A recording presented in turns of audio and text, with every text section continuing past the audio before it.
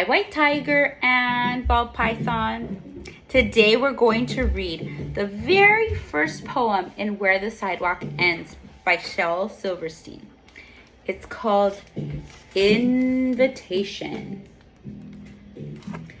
I have an invitation for you. Invitation. If you're a dreamer, come in. If you are a dreamer, a wisher, a liar, a hoper, a prayer, a magic bean buyer. If you're a pretender, come sit by my fire. For we have some flax-golden tales to spin. Come in, come in. Bye. See you later.